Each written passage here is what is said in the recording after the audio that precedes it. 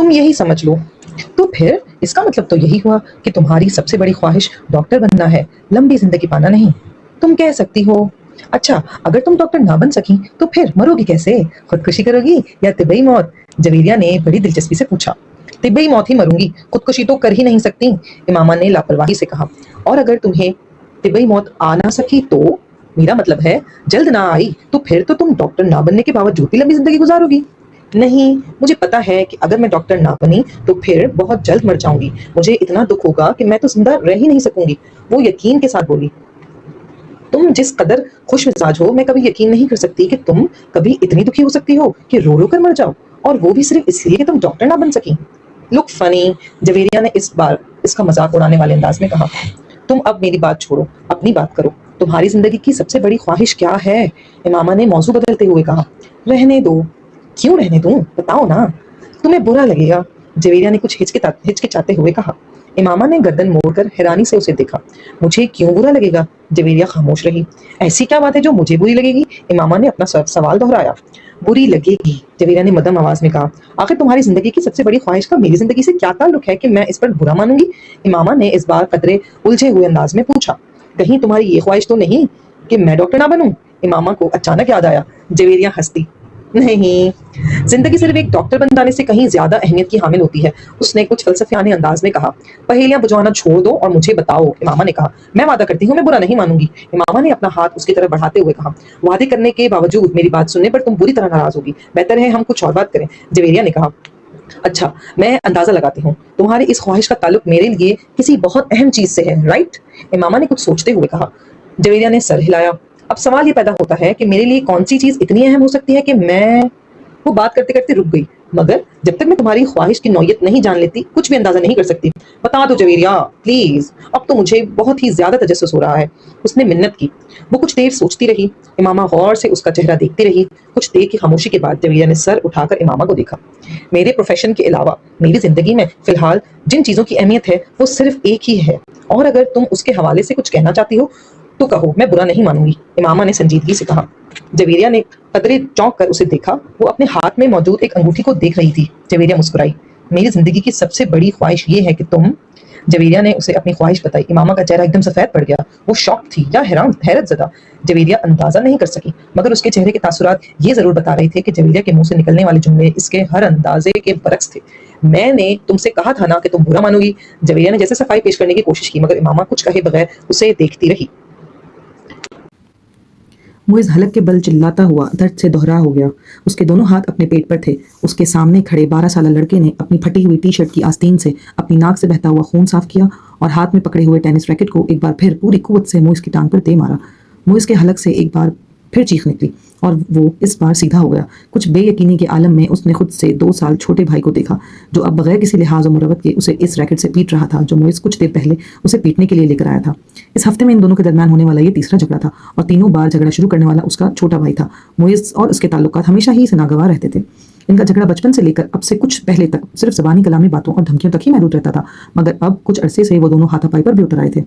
आज भी यही हुआ था। वो दोनों स्कूल से इकट्ठे वापस आए थे और गाड़ी से उतरते हुए उसके छोटे भाई ने बड़ी दृष्टि के साथ पीछे डिग्गी से उस वक्त अपना बैग खींच कर निकाला जब मुइज़ अपना बैग निकाल रहा था। बैग खींचते हुए मुइज़ के हाथ को पूरी तरह रगड़ आई। मुइज़ पूरी तरह तिलमिलाया। तुम अंधे हो चुके हो? वो इत्मीनान से अपना बैग उठाए बेनियाजी से अंदर जा रहा था। मुइज़ के चिल्लाने पर उसने पलटकर उसको देखा और लाउंज का दरवाजा खोलकर अंदर चला गया। मुइज़ के तन बदन में जैसे आग लग गई। वो तेज कदमों से उसके पीछे अंदर चला गया।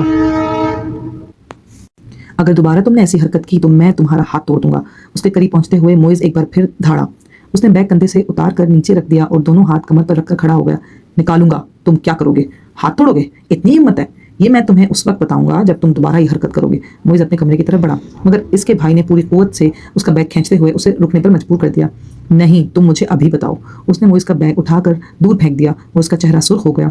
उसने जमीन पर पड़ा हुआ अपने भाई का बैग उठाकर दूर उछाल दिया। एक लम्हे के इंतजार किए बगैर उसके भाई ने पूरी कुव्वत से मुइज़ की टांग पर ठोकर मारी। जवाबन उसने पूरी कुव्वत से छोटे भाई के मुंह पर मुक्का मारा जो उसकी नाक पर लगा। अगले ही लम्हे उसकी नाक से खून टपकने लगा। इतने शदीद हमले के बावजूद उसके हलक से कोई आवाज़ नहीं निकली थी।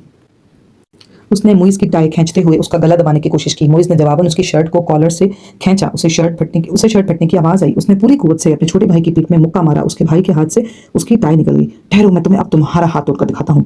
मोइज़ ने उसे गालियां देते हुए लाउंज के एक कोने में पड़े हुए एक रैकेट को उठा लिया और अपने छोटे भाई को मारने की कोशिश की, मगर अगले ही लम्हे रैकेट उसके भाई के हाथ में था। उसने पूरी कुव्वत से घुमाकर इतनी बर्क रफ्तारी के साथ इस रैकेट को मोइज़ के पेट में मारा कि वो संभल या खुद को बचा भी नहीं सका। ये उसने यके बाद तीगरे उसकी कमर और टांग पर रैकेट बरसा दिए। अंदर से उन दोनों का बड़ा भाई इश्तियाल के आलम में बाहर लाउंज में आ गया। क्या तकलीफ है तुम दोनों को? घर में आते ही हंगामा शुरू कर देते हो। इसको देखते ही छोटे भाई ने उठकर रैकेट नीचे कर लिया। और तुम्हें शर्म नहीं आती? अपने से बड़े भाई को मारते हो। उसने नजर अब उसके हाथ में पड़े हुए रैकेट पर पड़ गई। नहीं आती, उसने बड़ी रिटाई के साथ कहते हुए रैकेट एक तरफ उछाल दिया और बड़ी बेखौफी से कुछ फासले पर पड़ा हुआ अपना बैग उठाकर अंदर जाने लगा। मुइज़ ने बुलंद आवाज में सीढ़ियां चढ़ते हुए अपने छोटे भाई से कहा, तुमको इसका खमियाजा भुगतना पड़ेगा। वो अभी तक अपनी मिसेस समांथा रिचर्ड ने दूसरी रो में खिड़की के साथ पहली कुर्सी पर बैठे हुए उस लड़के को चौथी बार घूरा। वो उस वक्त भी बड़ी बेनियाजी से खिड़की से बाहर देखने में मसरूफ था। वक्तन फ़वक्तन वो बाहर से नजरें हटाता, एक नज़र मिसेस समांथा को देखता, उसके बाद फिर उसी तरह बाहर झांकने लगता। इस्लामाबाद के एक गैर मुल्की स्कूल में वो आज पहले दिन उस क्लास की बायोलॉजी पढ़ने के लिए आई थी। वो एक डिप्लोमेट की बीवी थीं और कुछ दिन पहले ही इस्लामाबाद अपने शौहर के साथ आई थीं। टीचिंग उनका प्रोफेशन था और जिस मुल्क में उनके शौहर की पोस्टिंग हुई वो वहाँ सफारत खाने से मुंसलिक स्कूल्स में पढ़ाती रहीं। अपने से पहले बायोलॉजी पढ़ाने वाली टीचर मिसेस मरीन की स्कीम ऑफ वर्क को ही जारी रखते हुए उन्होंने क्लास के साथ कुछ इब्तदाई तारुफ और गुफ्तगू के बाद दिल और निज़ाम दौरान खून की डायग्राम राइटिंग बोर्ड पर बनाते हुए उसे समझाना शुरू किया। डायग्राम की वजाहत करते हुए उन्होंने उस लड़के को खिड़की से बाहर झांकते हुए देखा। पुरानी टेक्निक का इस्तेमाल करते हुए अपनी नजरें उस लड़के पर मरकूज रखते हुए उन्होंने अचानक बोलना बंद कर दिया। क्लास में एकदम खामोशी छा गई। उस लड़के ने सर घुमाकर अंदर देखा। मिसेस समांथा रिचर्ड्स ने उससे नजरें मिलाईं। मिसेस समांथा मुस्कुराईं और एक बार फिर उन्होंने अपना लेक्चर शुरू कर दिया। कुछ देर तक उन्होंने इसी तरह बोलते हुए अपनी नजरें उस लड़के पर रखीं जो अब अपने सामने पड़ी नोटबुक पर कुछ लिखने में मसरूफ था। उसके बाद मिसेस समांथा ने अपनी तवज्जो क्लास में मौजूद दूसरे स्टूडेंट्स पर मरकूज कर ली। उनका ख्याल था वो खासा शर्मिंदा हो चुका है, वो दोबारा बाहर नहीं दिखेगा, मगर सिर्फ 2 मिनट के बाद उन्होंने उसे एक बार फिर खिड़की से बाहर मुतवज्जह देखा। वो एक बार फिर बोलते बोलते खामोश हो गई। बिला तौक़ुफ़ उस लड़के ने गर्दन मोड़कर फिर उनकी तरफ देखा। इस बार में से समांथा मुस्कुराई नहीं बल्कि कदर संजीदगी से उसे देखते हुए एक बार फिर लेक्चर देना शुरू कर दिया।